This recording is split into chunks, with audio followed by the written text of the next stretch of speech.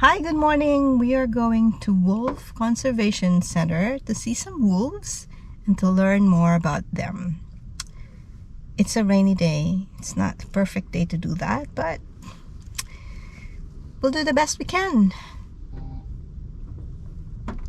That's the cap. My hat that I'm wearing, I don't know if you guys notice, that's from the Wolf Conservation Center.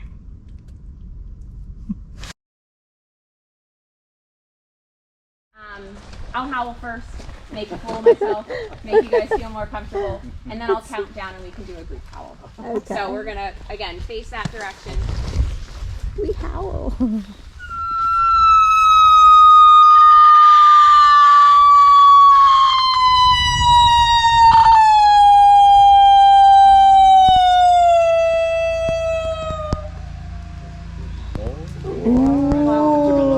We also hear the vehicle, so you might have heard. Oh wow! Yeah. So those are our 3 ambassadors. Oh my and god! Our accessibility vehicle. So. Oh my god! Oh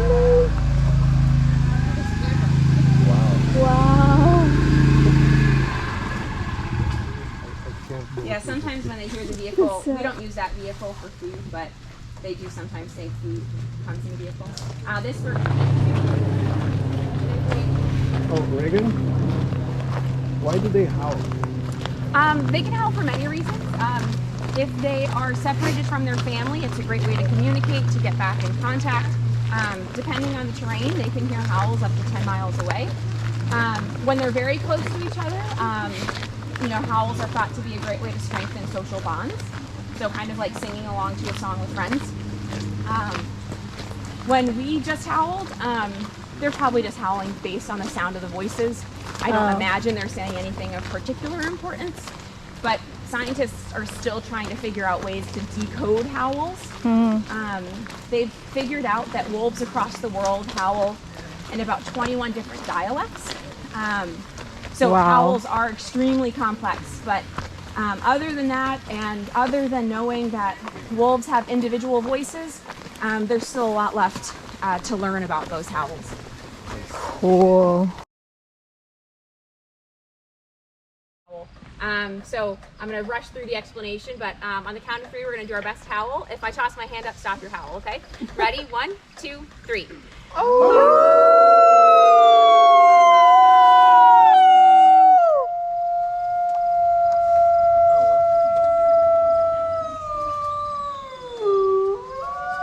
That's Nikai joining in out of view.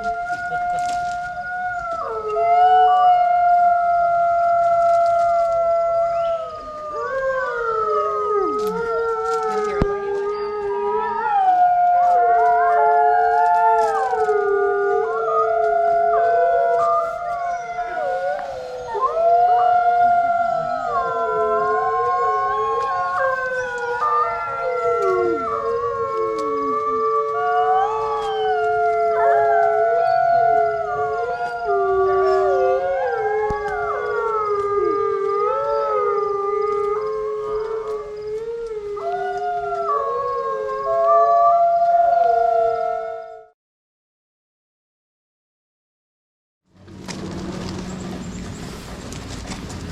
We should switch. Who is Zephyr?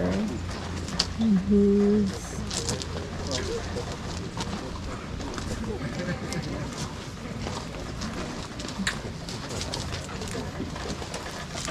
I'm noticing now there's a bit of a... So these wolves actually came to live at our center when they were just a few weeks old. They are all captive born, and as gray wolves, if they're born in captivity, they actually can't be released into the wild. So we figured if they were meant to live in captivity, they can at least live here and have an amazing life. So they came to live with us when they were a few weeks old, but sometimes they're very persistent.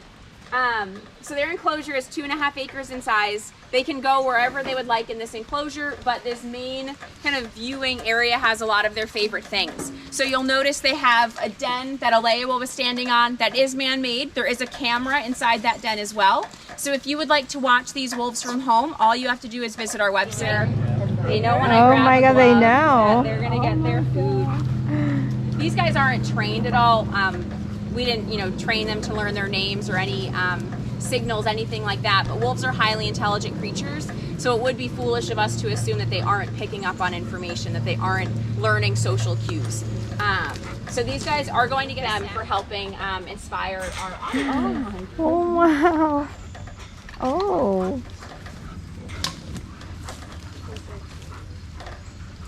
All right, so when these guys get snacks, there's no real right or wrong way to feed them.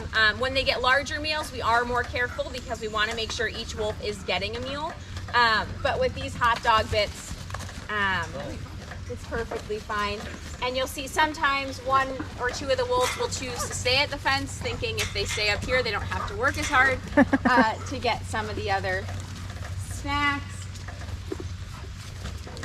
I like to say that these guys have great mouth-eye coordination. They're really good at catching things in their mouth. my God, it's They're also really powerful jumpers. So wolves have really strong legs, which is great because, they're traveling extensively in the wild, sometimes traveling 30 miles in a day looking for food.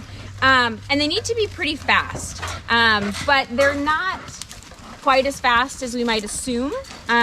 If you look at their bodies, you'll see that wolves are built like very lean and lanky. So if anyone's watched the Olympic trials for track and field, you'll notice there's typically different body structures depending on what event you're running.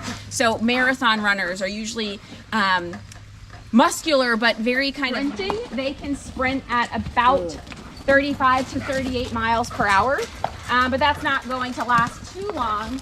So they need to really have great endurance to move at those other paces. Just trying to grab smell. They can smell prey about 1.5 miles away. So they're just making sure they haven't missed anything.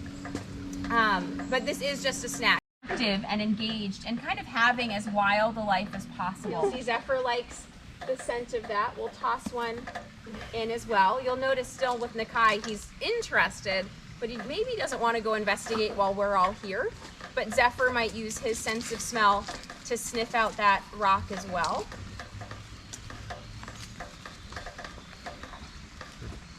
If you were to look back in this enclosure towards that den structure, you'll see a red wolf walking away. So this enclosure is home to 2 red wolves, a male and a female. All of our enclosures have at least 2 wolves. Wolves are social animals living in family groups, and unless a wolf is really showing signs of not getting along with the wolves they're living with, we don't want wolves living on their own.